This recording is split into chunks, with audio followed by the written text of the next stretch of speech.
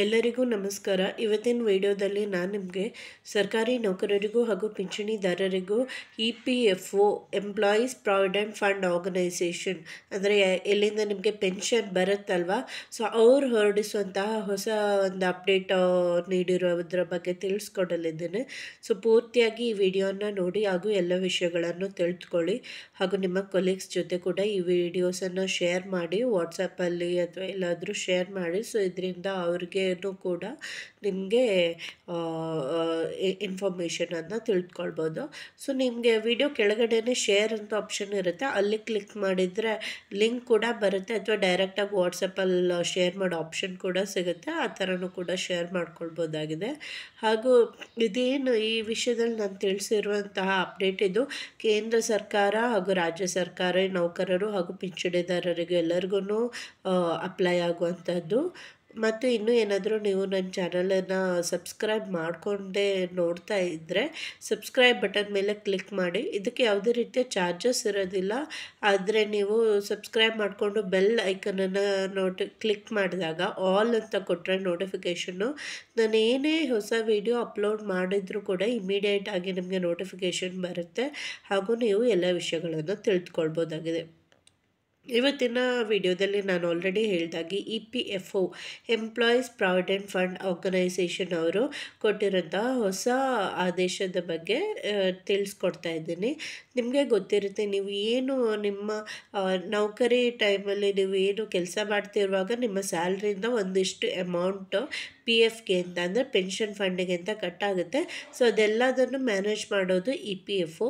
So ನೀವು EPFOಗೆ login ಆಗಿ ನಿಮ್ಮದು ಇದುವರೆಗೆ ಎಷ್ಟು PF ಕಲೆಕ್ಷನ್ ಆಗಿದೆ, ಎಷ್ಟು ನಿಮ್ಮ ಅಕೌಂಟಿಂದ ಎಷ್ಟು ಕಟ್ಟಾಗಿದೆ, ಅದಕ್ಕೆ ಗೌರ್ಮೆಂಟ್ ಎಷ್ಟು ಎಕ್ಸ್ಟ್ರಾ ಆ್ಯಡ್ ಮಾಡಿದೆ, ಎಷ್ಟು ಇಂಟ್ರೆಸ್ಟ್ ಒಟ್ಟಾಗಿದೆ, ಎಲ್ಲ ಇನ್ಫಾರ್ಮೇಷನ್ಗಳನ್ನು ತಿಳಿದುಕೊಳ್ಬೋದಾಗಿದೆ. ಅದ್ರ ಮೇಲೆ ಏನಾದರೂ ಡೀಟೇಲಾಗಿ ನಿಮ್ಗೆ ಯಾರಿಗಾರು ತಿಳ್ಕೊಳ್ಳೋಕೆ ಇಷ್ಟ ಇದ್ದರೆ ಕಮೆಂಟ್ ಮಾಡಿ ತಿಳಿಸಿ. EPFOದಲ್ಲಿ ಪೆನ್ಷನ್, ನಿಮ್ಮ ಪೆನ್ಷನ್ ಫಂಡ್ ಅಥವಾ ಪೆನ್ಷನ್ ಆರ್ಡರ್ ಬಗ್ಗೆ ಹೇಗೆ ತಿಳ್ಕೊಳ್ಬೋದು ಅನ್ನೋದ್ರ ಬಗ್ಗೆ ನಾನು ವಿಡಿಯೋಸನ್ನು ಮಾಡ್ತೀನಿ EPFO ವೆಬ್ಸೈಟ್ ಮೇಲೆ.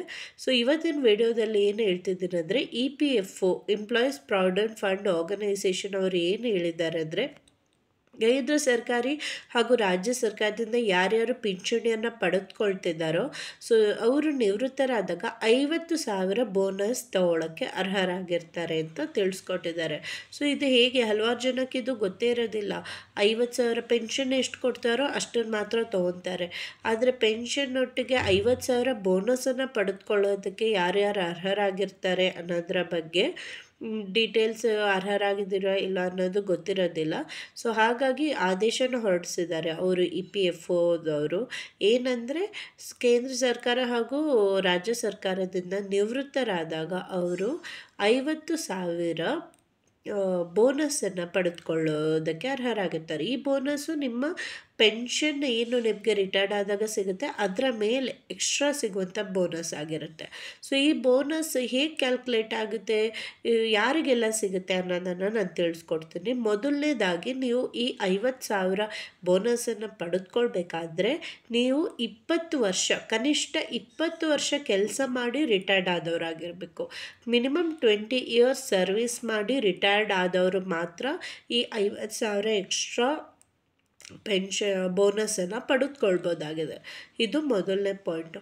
ಇನ್ನು ಎಲ್ಲರಿಗೂ 50,000 ಸಿಗುತ್ತಾ, ಹೇಗೆ ಕ್ಯಾಲ್ಕುಲೇಟ್ ಮಾಡ್ತಾರೆ ಅನ್ನೋದನ್ನು ಕೂಡ ತಿಳಿಸ್ಕೊಡ್ತೀನಿ ನಾನು ನಿಮಗೆ. ಒಂದು ವೇಳೆ ನಿಮ್ಮ ರಿಟೈರ್ಡ್ ಆಗ್ತಾ ನಿಮ್ಮ ಬೇಸಿಕ್ ಪೇ 5,000 ಇದ್ದರೆ ನಿಮಗೆ ಅಂದರೆ ನಿಮ್ಮ ಸ್ಯಾಲ್ರಿ ಅಲ್ಲ, ಸ್ಯಾಲ್ರಿಯ ಬೇಸಿಕ್ 5,000 ಇದ್ದರೆ ಆಗ ನಿಮಗೆ 30,000ವರೆಗೂ ಪೆನ್ಷನ್ ಸಿಗುತ್ತೆ.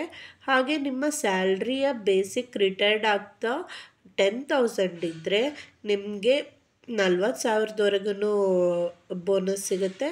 ಹಾಗೆ ನಿಮ್ಮ ಸ್ಯಾಲ್ರಿ ರಿಟೈರ್ಡ್ ಆಗ್ತಾ ನಿಮ್ಮ ಸ್ಯಾಲ್ರಿಯ ಬೇಸಿಕ್ 10,000ಗಿಂತನೂ ಜಾಸ್ತಿ ಇದ್ದರೆ ನಾನು ಮತ್ತೆ ಹೇಳ್ತಿದ್ದೀನಿ ನೋಡಿ, ಇದು ಬೇಸಿಕ್ಕು. 5000 10,000 10,000ಗಿಂತ ಜಾಸ್ತಿ ನಾನು ಹೇಳ್ತಿದ್ದೀನಿ, ಅದು ಸ್ಯಾಲ್ರಿ ಅಲ್ಲ, ಸ್ಯಾಲ್ರಿಯ ಬೇಸಿಕ್ ಅಷ್ಟು. 10,000ಗಿಂತ ಜಾಸ್ತಿ ಇದ್ದರೆ ನಿಮಗೆ 50,000 ಸಿಗುತ್ತೆ. ಸೊ ಮ್ಯಾಕ್ಸಿಮಮ್ ಅಪ್ ಟು 50,000 ಬೋನಸನ್ನು ಪಡೆದುಕೊಳ್ಬೋದಾಗಿದೆ. ಸೊ ಇದಕ್ಕೆ ಹೇಗೆ ಪಡೆದುಕೊಳ್ಬೇಕು ಅನ್ನೋದಂದರೆ, ಇದು ಪೆನ್ಷನನ್ನು EPFO ವೆಬ್ಸೈಟಲ್ಲಿ ನೀವು ಲಾಗಿನ್ ಆಗಿ ನಿಮ್ಮ ಪೆನ್ಷನ್ ಆರ್ಡರ್ ನಂಬರನ್ನು ತಿಳಿಸಿ ನೀವು ಆನ್ಲೈನಲ್ಲೇ ಫಾರ್ಮನ್ನು ಸಬ್ಮಿಟ್ ಮಾಡಬೇಕಾಗುತ್ತೆ. ಅಥವಾ ನಿಮ್ಮ ಡಿಪಾರ್ಟ್ಮೆಂಟ್ಗಳಿಗೆ ಹೋಗಿ ನಿಮ್ಮ ಪೆನ್ಷನ್ ಆರ್ಡರನ್ನು ಎಲ್ಲಿಂದ ಪಡೆದುಕೊಂಡಿರ್ತೀರೋ ಅಲ್ಲಿ ಹೋಗಿ ಒಂದು ಸಲ ನೀವು ಅರ್ಹರಾಗಿದ್ದೀರಾ ಈ 50,000 ಬೋನಸ್ಗೆ ಅಂತ ಚೆಕ್ ಮಾಡ್ಕೊಳ್ಬೋದಾಗಿದೆ. ಸೊ ಈ 50,000 ಬೋನಸ್ ನಾನು ಹೇಳ್ದಾಗೆ ಯಾವಾಗ ಸಿಗುತ್ತೆ ಅಂದರೆ, ರಿಟೈರ್ಡ್ ಆಗ್ತಾ ನಿಮಗೇನು ಪೆನ್ಷನ್ ಸಿಗುತ್ತಲ್ವ ಆ ಟೈಮಲ್ಲಿ ಈ ಬೋನಸ್ ಸಿಗುವಂಥದ್ದು. ಹಾಗೂ ಕನಿಷ್ಠ 30,000ದಿಂದ ಗರಿಷ್ಠ 50,000ವರೆಗೂ ಈ ಬೋನಸ್ ವೇರಿ ಆಗುತ್ತೆ. ಹಾಗೂ ನಾನು ಹೇಳ್ದಾಗೆ ಈ ಬೋನಸನ್ನು ಪಡೆದುಕೊಳ್ಳೋದಕ್ಕೆ ಮೊದಲನೇ ಕಂಡೀಷನ್ ಏನಂದರೆ, ನೀವು 20 ಇಯರ್ಸ್ ಮಿನಿಮಮ್ ಸರ್ವಿಸ್ ಮಾಡಿರಬೇಕಾಗುತ್ತೆ. 20 ವರ್ಷ ಕನಿಷ್ಠ ಕೆಲಸ ಮಾಡಿ ಮತ್ತೆ ರಿಟೈರ್ಡ್ ಆದವರು ಮಾತ್ರ ಈ ಬೋನಸನ್ನು ಪಡೆದುಕೊಳ್ಳೋದಕ್ಕೆ ಅರ್ಹರಾಗಿರ್ತಾರೆ. ಸೊ ಈ ಎಲ್ಲ ಅಂಶಗಳು ಅರ್ಥ ಆಗಿದೆ ಅಂತ ಭಾವಿಸ್ತೀನಿ.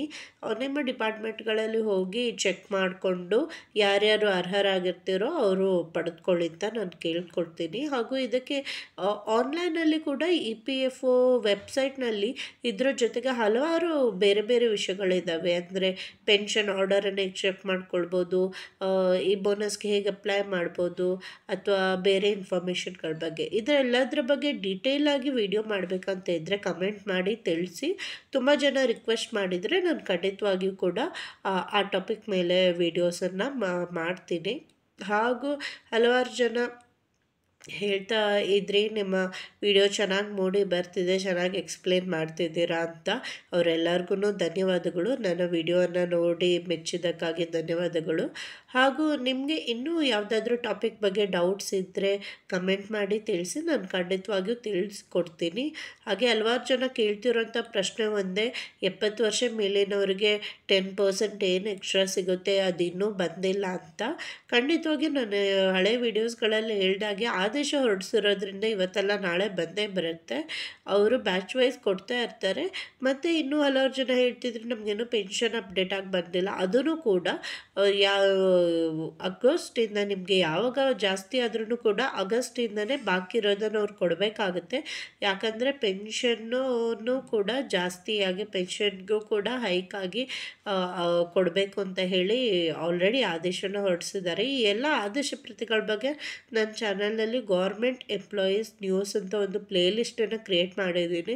ಅದರಲ್ಲಿ ಹೋಗಿ ನೀವು ಎಲ್ಲ ಆದೇಶ ಪ್ರತಿಗಳನ್ನು ಚೆಕ್ ಮಾಡ್ಕೊಳ್ಬೋದಾಗಿದೆ. ಹಾಗೆ ನೀವು ಪೆನ್ಷನರ್ಗೆ ಎಷ್ಟು ಪೇ ಸ್ಕೇಲು, ಸರ್ಕಾರಿ ನೌಕರರಿಗೆ pay scale, updated calculation, pension calculation ಮತ್ತು ಇನ್ನಿತರ ವಿಷಯಗಳ ಬಗ್ಗೆ ನಾನು ಅಲ್ಲಿ ವೀಡಿಯೋಸನ್ನು ಅಪ್ಲೋಡ್ ಮಾಡಿದ್ದೀನಿ. ಆ ವಿಡಿಯೋಸ್ಗಳನ್ನು ನೋಡಿ ಎಲ್ಲ ಇನ್ಫಾರ್ಮೇಷನ್ಗಳನ್ನು ತಿಳ್ಕೊಳ್ಳಿ. ಧನ್ಯವಾದಗಳು.